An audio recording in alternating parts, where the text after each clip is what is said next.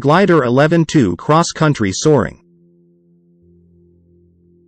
We're about to unravel advanced strategies that not only enhance your soaring experience but also empower you to fly faster and cover even greater distances. Whether you're a seasoned pilot seeking to refine your skills or a newcomer eager to embrace the soaring skies, you're in for a treat. So, buckle up, or should I say, strap in for a soaring adventure like no other. Now, before we soar into the intricacies of advanced techniques, let's take a moment to appreciate the importance of mastering cross-country skills. Early cross-country flights, including those small practice triangles within gliding range of your home field, serve as a crucial foundation. These experiences pave the way for the ultimate challenge, the Fédération Aéronautique Internationale, FAI, Gold Badge, which demands a 300-kilometer cross-country flight. It's a pursuit that not only tests your skills but also unlocks a new realm of possibilities in the soaring realm. Speaking of challenges, let's address the need for increased average speeds in cross-country soaring. While speeds of 20 or 30 miles per hour might suffice for shorter flights, pushing the envelope to achieve higher average cross-country speeds becomes paramount for conquering longer and more complex soaring routes. This skill not only marks your evolution as a pilot but also expands the horizons of your soaring endeavors. Skill improvement in cross-country soaring is a journey that combines both practice and theoretical understanding. As pilots gain experience, theories and techniques that might have seemed perplexing initially gain profound meaning and significance. It's not just about clocking hours in the sky but also about introspective post-flight self-critique, a valuable tool for refining your skills and evolving as a pilot. So, let's delve into the heart of the matter, flying faster in cross-country soaring.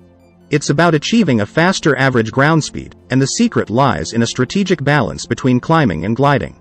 Two key theories come into play here: the McCready ring theory and speed-to-fly theory. These theories, when applied correctly, become your guiding principles, helping you make informed decisions during your cross-country journeys. Now, let's talk about height bands, a concept critical to maximizing thermal strength. On most soaring days, there exists an altitude range, or height band, where thermal strength is at its peak. Staying within this band ensures optimal climbs. Picture a scenario where thermals vary from 3,000 to 6,000 feet above ground level. It underscores the importance of remaining within the height band for faster climbs. Theoretically, the optimum average speed is attained by setting the McCready ring for the achieved rate of climb within the height band. This nuanced approach ensures efficiency, particularly on days when thermals are robust.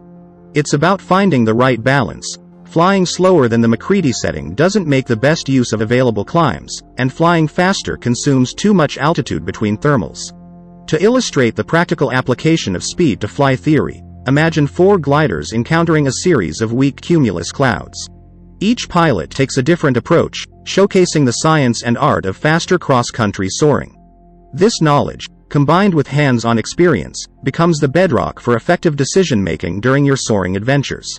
As we conclude our expedition into soaring faster and farther, remember that the science provided by theories like speed-to-fly is crucial. However, the art lies in interpreting and modifying these theories based on real-world conditions. So, venturing into cross-country soaring is like embarking on a strategic adventure in the sky. It's not just about riding the thermals, it's a skillful journey with well-thought-out game plans. Most pilots nowadays rely on nifty GPS gadgets, which are cool for real-time data like distance and heading. But, here's the trick: you gotta balance staring at those gadgets with keeping an eye out for other planes. And, of course, have a trusty backup plan, like a good old sectional chart, just in case the tech decides to take a break. Now, when you're spreading your wings for cross-country flights, safety is key. Stick within glide range of decent landing spots. Practice those thermaling moves and get comfy with glide calculators for quick altitude decisions. As you level up to longer flights, the name of the game is speed. You want to spend more time gliding and less time climbing. Understanding height bands is your secret weapon. These are like sweet spots in the sky where thermals are at their peak. They peak around late morning, so hang out higher in the afternoon to avoid losing altitude too quickly.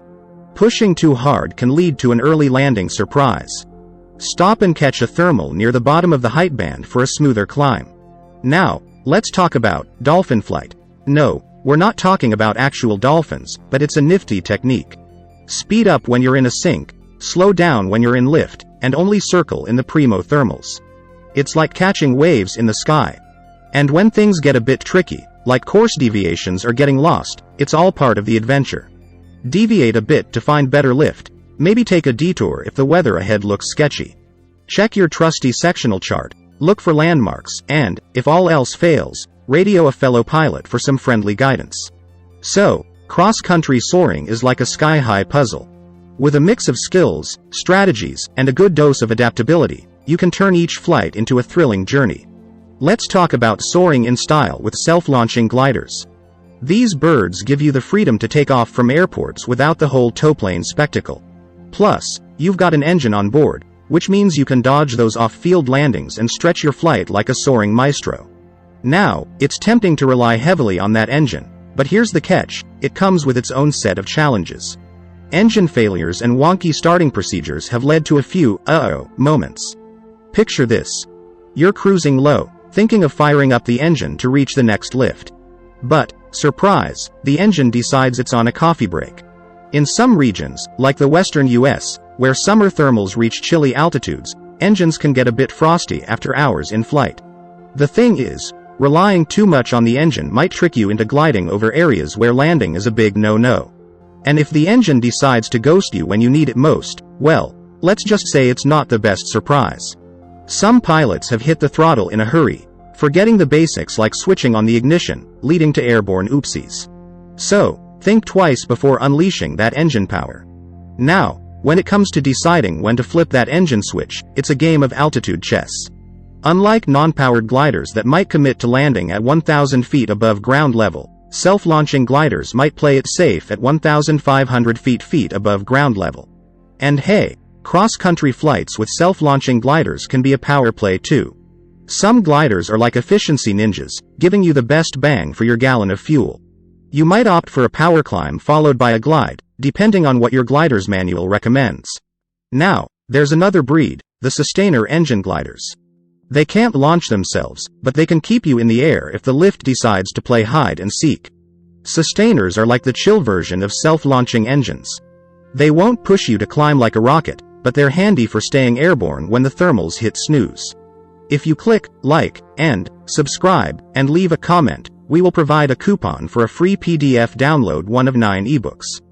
However, each individual can only download up to 1 out of 9 ebooks for free.